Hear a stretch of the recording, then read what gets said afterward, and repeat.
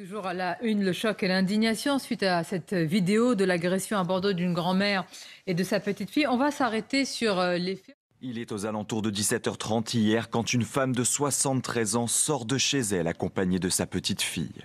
Méfiante, elle retourne dans le bâtiment après avoir vu un homme errer sur le trottoir. Soudain, il s'engouffre à travers la porte et les saisit de force. En quelques secondes, elles sont violemment projetées à terre sur le trottoir. L'agresseur ramasse un objet avant de prendre la fuite. Les faits se sont déroulés au 65 cours de la Martinique, dans un quartier situé au nord du centre-ville de Bordeaux. Dans un tweet, le préfet indique que la grand-mère a été transportée à l'hôpital. Son pronostic vital n'est pas engagé.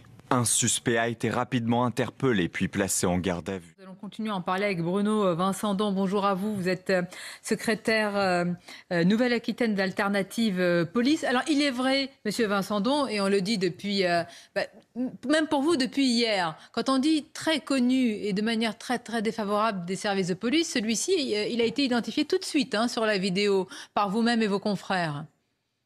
Oui, tout à fait. Dès que mes confrères ont eu accès à la vidéo, notamment mes collègues de la BAC, Jour, de Bordeaux, ont eu accès à la vidéo, ils ont tout de suite reconnu l'individu et ils ont donc accentué leur recherche sur l'endroit où l'individu pouvait être. Ils l'ont interpellé quasiment 2 heures après les faits.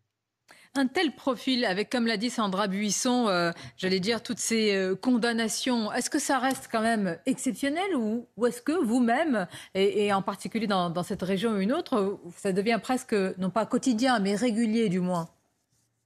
Alors, c'est pas exceptionnel et c'est même pas régulier, on va dire que c'est quotidien. Effectivement, il y a l'émotion du fait de la vie que l'agression est filmée et c'est normal, hein, on compatit pour les victimes. Mais malheureusement, mes collègues sur le terrain, que ce soit de jour ou de nuit, sont confrontés à ce genre d'agression de plus en plus souvent, voire quotidiennement, et notamment à Bordeaux, avec une explosion des violences. On a entendu ici la colère de votre confrère, si je peux dire, Benoît Barré, qui est conseiller spécial Alliance, qui dit maintenant ça suffit. Ça suffit parce qu'il y a un risque, d'abord, on l'a dit sur ce plateau, que les gens pensent eux-mêmes à se défendre quand la sécurité n'est plus garantie. Est-ce que ça vous inquiète également ? Oui, bien sûr, on est inquiet de l'autodéfense, c'est une vraie inquiétude. Maintenant, les services de police répondent à chaque fois, et encore cette fois-là, très rapidement, des véhicules de police ont été envoyés sur place. Très rapidement, mes collègues ont identifié l'individu, ils l'ont interpellé. Nous répondons présents. Après, comme vous savez, nous sommes au niveau des effectifs, il en faudrait toujours plus pour répondre au nombre de missions importantes que l'on a, puisque tout est priorité nationale et qu'on doit répondre aussi au quotidien des Français. Et ces agressions-là, il faut y mettre fin. Et pour cela, nous, on les interpelle, les procédures sont montées, et on attend que la justice fasse aussi son travail et puisse prendre des peines exemplaires contre ce genre de personnes. Le fait qu'il y ait une certitude de la peine, c'est ce qui manque aujourd'hui. Et moi, je posais la question tout à l'heure. Quand on s'attaque à une grand-mère, à une petite fille, est-ce que ces individus sont encore récupérables dans notre société et par notre société ? Récupérable, ça c'est un débat philosophique. Ce qui est sûr, c'est que ces individus n'ont plus de limite en fait, puisqu'ils s'attaquent à une grand-mère, ils s'attaquent à sa petite fille, ils s'attaquent aux enfants, aux personnes âgées. Voilà, ces gens-là, il faut effectivement à un moment donné que la justice prenne pleine possession du problème et puisse les incarcérer, hein, tout simplement, hein, parce que c'est des faits qui sont graves, avec des peines de prison importantes, et il faut que les peines soient appliquées.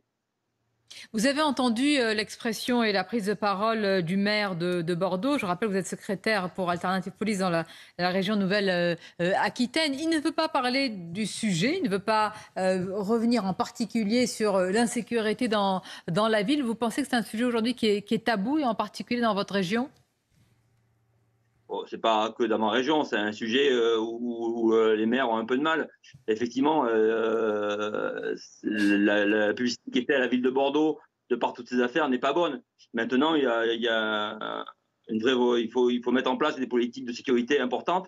Nous, au niveau de la police nationale, on s'est réorganisé au niveau de Bordeaux et on a énormément d'effectifs qui ont été remis sur la voie publique. Il faut aussi que la police municipale de Bordeaux puisse se développer. Ce qui n'est pas forcément le cas actuellement. Et donc, il faut un concert des deux polices, hein, la police nationale et la police municipale, pour pouvoir répondre au mieux à ce genre de problème et assurer la sécurité de nos concitoyens. Merci Bruno Vincendon, merci d'avoir réagi en direct dans Midi News.